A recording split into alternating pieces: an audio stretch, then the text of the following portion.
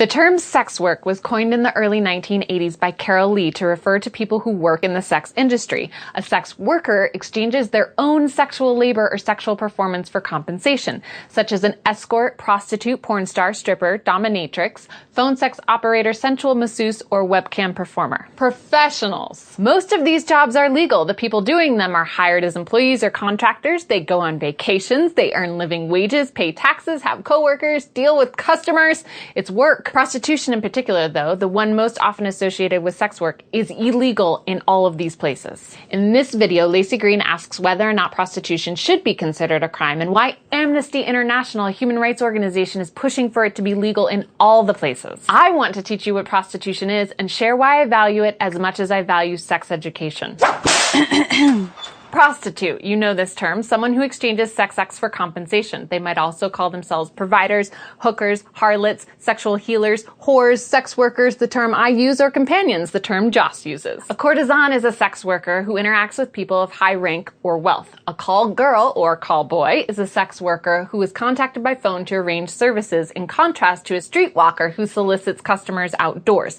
A gigolo is a male sex worker, so is a rent boy, a hustler, or a trade. A 2006 study led by Keith Chen found that once capuchin monkeys were taught the value of tokens to buy food, the monkeys would trade the tokens amongst themselves for other things, like sex. The monkey was like, token? Sex? And this monkey was like, yeah, let's go. So they did the sex, monkey sex. So the monkey gave the token to the other monkey who used it to buy grapes from the researcher. In prostitution, this would be called a trick. Trick refers to either the sex act or the client who pays for it. The client may also be called a John, a punter, or a curb crawler. A hobbyist is a type of client who makes hiring, reviewing, and talking about sex workers a hobby. Which brings us to sex tourism, where clients travel to engage in sexual activities with sex workers, either because it is a hobby, it's legal elsewhere, it's cheaper, or it's intriguing. Some people will travel to other places, even the next town over, to access sex with people who've been enslaved, but that's not sex or prostitution.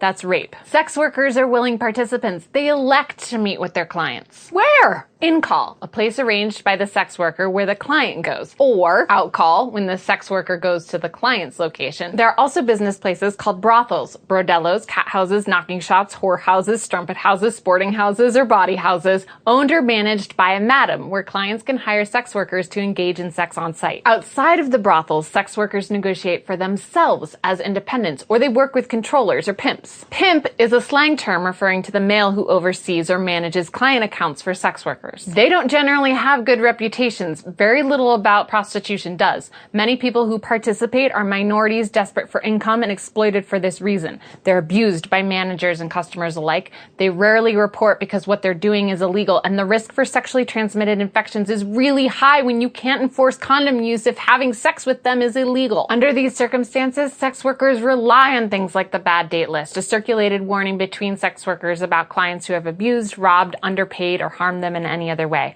They also use December 17th, a global day of awareness and remembrance known as the International Day to End Violence Against Sex Workers. Then there's screening, which is evaluating a potential client by calling their references, looking up their criminal records, verifying identity, and reviewing the bad date list to make sure everything checks out okay. Swoop, Sway, and Amnesty International, organizations for sex workers' rights and decriminalization. And they also rely on you, because hopefully you'll watch this video by Lacey of Sex Plus, you'll have conversations about sex work, and you'll stay curious. In the words of companion Anara Sarah, a companion chooses her clients. That's guild law, but physical appearance doesn't matter so terribly. You look for a compatibility of spirit.